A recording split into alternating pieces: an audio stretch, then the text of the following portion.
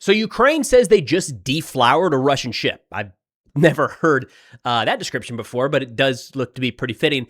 And this comes as an oil refinery was just hit by Ukraine in St. Petersburg. That is more than 1,000 kilometers away from Ukrainian territory, and it happened just as Russia began hosting a major international conference, which showed the attendees, including the Taliban, who were there, by the way, that Russia isn't winning this war.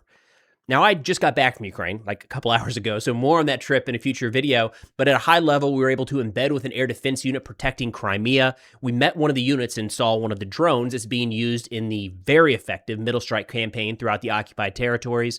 And we drove the drone tunnel into Kherson to meet some of the citizens living through Russia's ongoing human safari. Great trip, great people. Can't wait to share all that with you. But let's get going on what happened in the last 24 hours, notably the St. Petersburg strikes. According to John Foreman, the former UK defense attaché to Moscow, he said in the Kyiv Independent, quote, "It is exceptionally humiliating for Putin's home city to be attacked on the opening day of St. Petersburg's International Economic Forum. Instead of being able to project a narrative of inevitable victory and strength, the opposite is true, and it won't be lost on the attendees." They said black smoke hung over St. Petersburg on the morning of June 3rd as the first delegates arrived for Russia's flagship economic forum. And the footage here is wild. And what's great is we've got footage not just, the international delegates showed up and just filmed this stuff left, right, and center. So we have a ton of footage of the strikes in St. Petersburg. The Kyiv Independent said the attack unfolded as dignitaries arrived for the 2026 St. Petersburg International Economic Forum, an annual conference of business leaders and government officials, and apparently American podcasters. That's a random one. Didn't see that coming, but it happened. Hosted by Russian President Vladimir Putin. They say the oil terminal located on the Gulf of Finland at the city's great port of St. Petersburg is one of Russia's largest fuel and storage and export facilities. We do have additional information on this strike. Ukrainian President Zelensky said, quote, "Tonight, important targets in Russia were hit. Among them is the St. Petersburg oil terminal. From our border of Ukraine to this object of the Russian oil industry is around 1,100 kilometers. Adding the military targets at a naval base had also been hit. We're going to get into that today, too. Deflowered, actually, is what the commander of the Unmanned Systems Forces called it. Zelensky said another target is an enterprise in the Tambov region, which is involved in the production of Russian weapons. That strike took place almost 600 kilometers away. They say the Ukrainian plan of long-range sanctions is being implemented exactly as it is needed to bring peace closer. Now, a quick look at where St. Petersburg is. Look, we get very dialed into locations all across the map, specifically in Donetsk, Luhansk, Zaporizhia, Kherson, even central Ukraine, where some of the Russian strikes are taking place. We got to zoom way out to get to St. Petersburg. All right, so for reference, we've got deep state map here. Here's Moscow, and if we go from didn't need the coordinates. If we go from, the northernmost portion of Ukraine to Moscow, you're talking 471 kilometers. What's interesting or notable is at the beginning of the war, Ukraine didn't have really any munitions that could range that. And if they came anywhere near, Russia had substantial air defense to shoot anything down. It just wasn't in the cards. If you remember, in like the first year or 18 months, there was a Ukrainian drone that struck a flag on the top of the Kremlin. And it was so unusual and so unexpected that people thought it might actually be a false flag. Oh, how things have changed. So not just Moscow, but we're going to keep going north here all the way. Look at this. To St. Petersburg. So when people talk about is Moscow in range or do they need Western weapons to strike Moscow? No. And they've been hitting it for a while. So St. Petersburg all the way up here, Zelensky said 1,100 kilometers, might end up being actually in this area here, over 900, close to 1,000 kilometers for St. Petersburg. And then the island that we're going to talk about here in a minute that hosts some of the Russian ships right here, Kronstadt, again, off the coast of St. Petersburg. Incredible. 900 plus kilometers through Russian territory. All of this area here should be full of Russian air defense. These munitions should be shot down if Russian air defense had not been so heavily depleted over the course of the last few years. Now, shifting back to additional details here from the Ukrainian side, and then we'll get to the Russian response. The Ukrainian SSO, so Special Operations Forces, say the sanctions facility has 31 tanks with a total capacity of 324,000 cubic meters.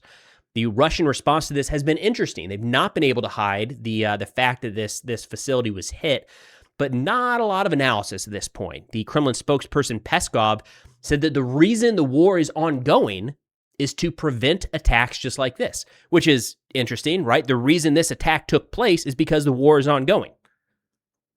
Like, that's going to be a never-ending cycle. But anyways, that's the official Kremlin stance right now, is they have to keep fighting the war, or else Ukraine will continue striking Russian territories throughout the country, or striking areas like St. Petersburg and this oil terminal all across the country. Something tells me, I could be wrong, and we'll see how this plays out in the future, but if the war were to stop, I'm hard-pressed to believe that Ukraine would be slinging missiles and drones 1,000 kilometers into Russian territory.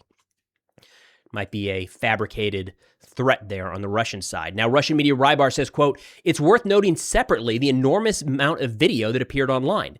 Restrictions clearly did not prevent either drone guidance or mass leaks of footage online. Perhaps it's no longer news to anyone that mobile internet shutdowns hardly help in combating UAVs."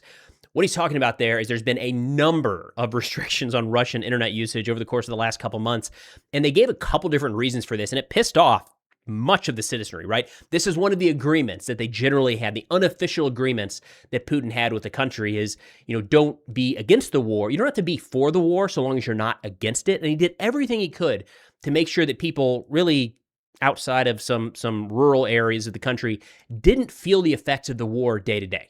Now, they have in some ways, but a lot of them are feeling it with these internet blockages and shutting down certain apps inside of Russia. Two main reasons that they point to for that is because drones can use those networks for guidance onto a target, and it might help Ukraine with targeting, or they refer to terrorist activities.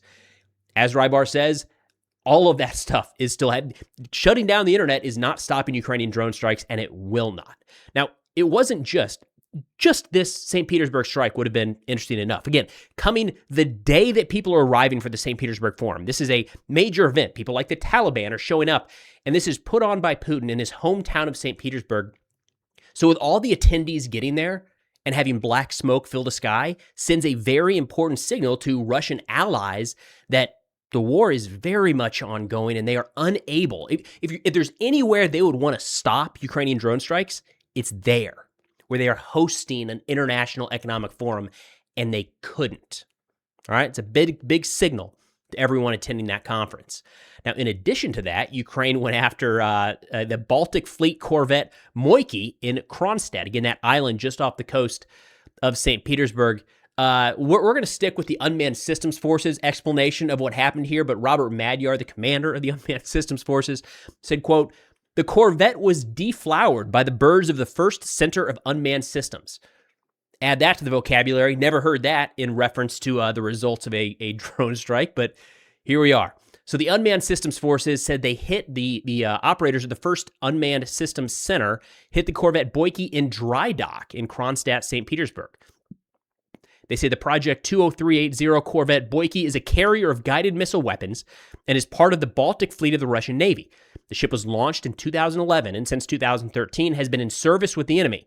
In February 2026, the Corvette went for a planned repair after completing its tasks. They say the Boyky was used by the enemy for operations near NATO borders, escorting ships of the Russian Shadow Fleet and performing other tasks in the interests of the Russian Navy. And this is something we've seen more and more of recently as the Russian Shadow Fleet tankers that is helping provide revenue for the Russian war machine. As some of those have been seized in recent months, we've seen an increase in Russian Navy vessels escorting those and kind of preventing their seizure. This is one of the ships doing that. So thank you, Ukraine, for knocking that out. That helps us enforce sanctions even more, and the one less ship that's going to be able to protect Russian tankers trying to evade sanctions. Great news. Now, on the Russian side, this one was received even less well, if we can say that, from the St. Petersburg strikes. Two majors put together a thread here. This is a Russian mil blogger or military correspondent. He referred to this as a threat to the Russian fleet everywhere. He said, judging by the video, at least 2 hits were recorded. The hit on the Boyky again exposes the problem in countering UAVs. Current measures are not entirely effective, and this is not the first attack on the ships of the Baltic Fleet. Why the Corvette was in such a position without protection is a question, as the fleet is extremely vulnerable to Ukrainian attacks. I have an idea. Just random thought here. Russia doesn't have enough air defense to cover everything. There. That's the answer. That's why.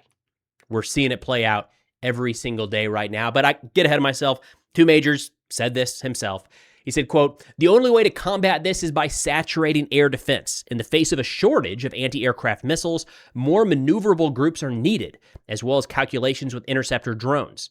They say on the subject of erroneous opinion that the enemy will run out of drones or missiles, note that the scale of production is growing and new capacities were introduced in March, which was reflected in an increase in the number of attacks in April and May, so there will be even more attacks.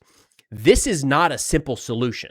What we have seen over the last couple of months is Russian air defense being steadily degraded and Ukrainian deep strike and middle strike capabilities increasing. Russia has to, every single day, protect more of their territory against more Ukrainian drones with less resources to shoot them down. Do you see how that becomes a major problem in a very short period of time? In fact, and I'm trying to save all of this for a future video, but just coming from Ukraine, the mood had shifted when I was there. For the first time, people were, this middle strike campaign, the effectiveness that Ukraine is having at hitting targets all across Russia is notable, right? Russia and Ukraine are trading strikes. There's been some massive Russian strikes against Ukraine just in the last week. That's normal, unfortunately, and it's been happening now for 4 years. What has not been happening for 4 years is Russia's inability to protect sensitive assets like Corvettes in dry dock and an economic forum that they're hosting in St. Petersburg at the same day, 1,000 kilometers away from their territory. Do you understand how many different, we're going to go back to the map here. Do you understand how many different places these drones should have been shot down? These are not ballistic missiles that are way up, massive altitude and just coming down towards the end. So you've got a short window to intercept them. They're not hypersonics. These are drones flying across 1,000 kilometers of Russian territory, and they weren't shot down. That shows a major problem for Russia, and it is getting worse by the day. Now, I do owe you guys some updates here on some fundraisers. Holy cow, this has happened fast.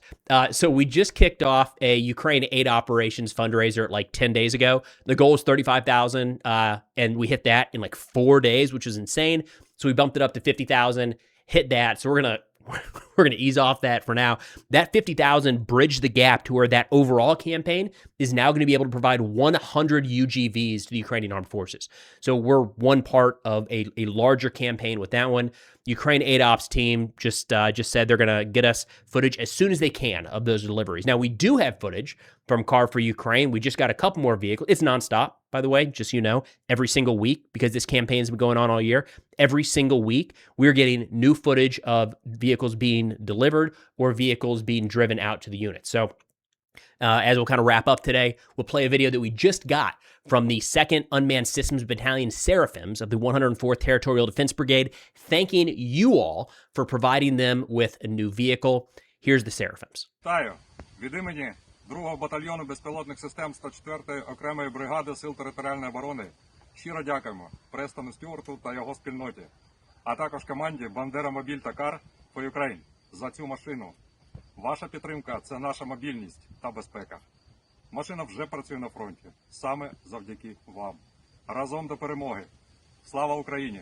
Героям слава! Incredible work, and always awesome to see what your generous contributions go to. I mean, it is so fast, right? These are campaigns that are ongoing right now. So if you contribute to the campaign, that'll be in the description and pinned comment below, you are going to see the results of that in a matter of 1, 2, 3 weeks. Like, it is immediate. We're getting these vehicles into the hands of the soldiers that need them most, that are actively fighting in some of the hottest sectors of the front. So awesome. Just love to see it. But that's all we got for now. Thanks for watching, and I'll see y'all next time.